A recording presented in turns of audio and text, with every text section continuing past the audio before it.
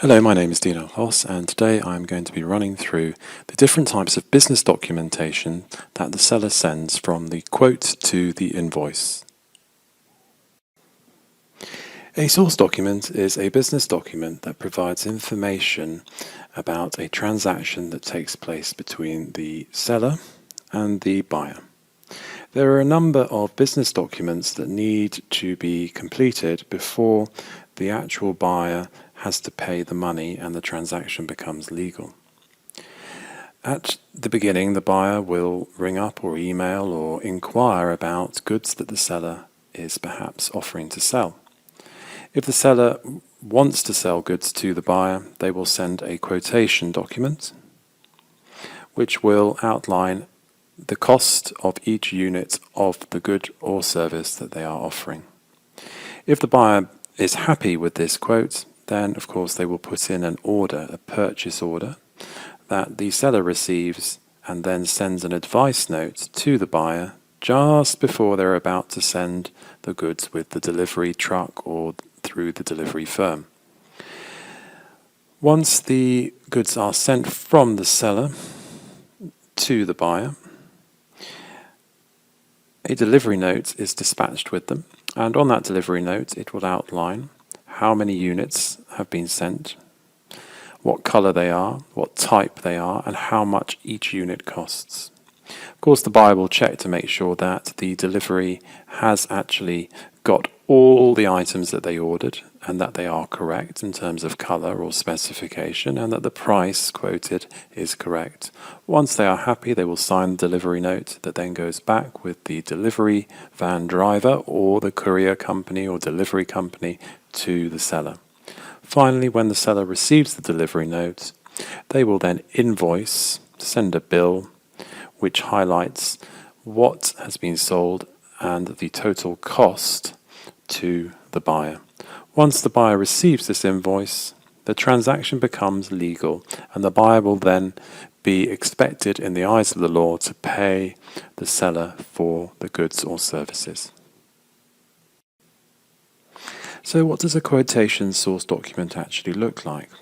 Well, if we look at the one in the handout, we can see that firstly it gives the business address of the seller, the business address of the buyer, and also the cost of each of the units. So here obviously Villa Market Limited has asked GLT Fruits Limited how much it would cost for a box of cherries, and we can see in the quotation that would be $40. A box of apples would be $8, and a box of tomatoes would be $20. Some other important pieces of information in this document would be when the quote was actually given, because prices obviously change as the year moves on, especially if goods go up in price or go down in price. Also, it will give you an idea of how long it will take to deliver the goods once they're ordered, and what time frame you're expected to pay back in. So here, if you bought from GLT Fruits Limited, you'd be given 90 days to pay back the bill. Once the buyer is happy with the quotes that the supplier has sent, they will then need to make a purchase order. So here we can see that Villa Market Limited has decided as a buyer to buy from the seller or the supplier, GLT Fruits Limited, 21 boxes of cherries, 5 boxes of apples, and 6 boxes of tomatoes at the price that was quoted in the previous document. And they require the delivery of those items on the 7th of June. At the bottom, the purchases manager for, in this case, Villa Market, will sign that off, and that will be sent to GLT Fruits so that they can get the order ready. Once GLT Fruits receives the purchase order, they will then start to prepare the boxes of cherries, boxes of apples, and boxes of tomatoes. But before they go to the cost of carrying the goods to the actual buyer, they will send an advice note. It's almost like a warning, just saying, well, we're about to send these goods. Are you sure you still want them? Once the buyer receives them and confirms that they are actually going to be received, then the goods will be dispatched, in this case on the 5th of June. So if you remember from the previous tutorial, The supplier or the seller will have two options. They can either use the delivery truck that they own in the business as a fixed asset, or they can use a courier company like DHL to deliver the goods for them.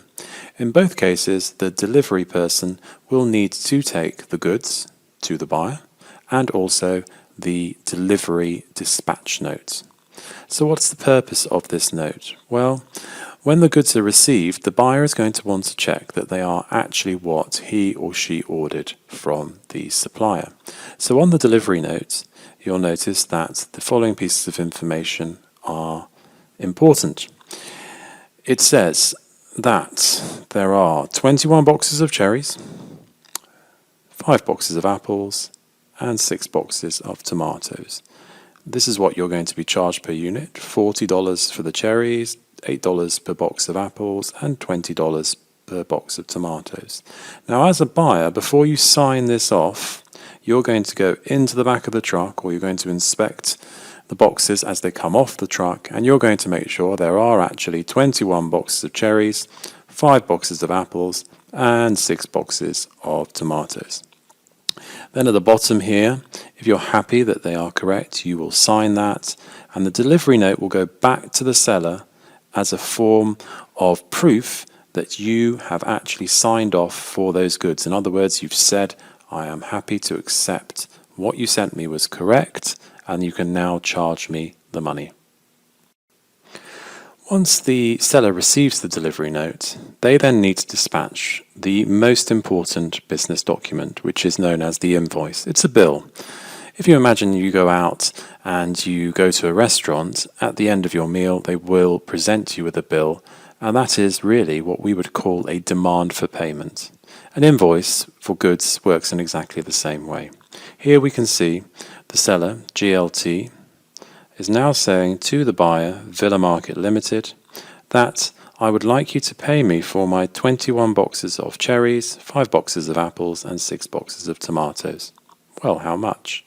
Well, we simply multiply the quantity by the price per unit, and in the third column here we can see that the invoice gives the total amount, which is $840 for the cherries, $40 payment for the 5 boxes of apples, and $240 for the 6 boxes of tomatoes.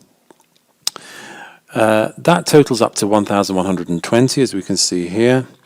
And if you've given a discount, you would minus that amount from the $1,120, and that would leave you with the final amount due for payment of $1,008.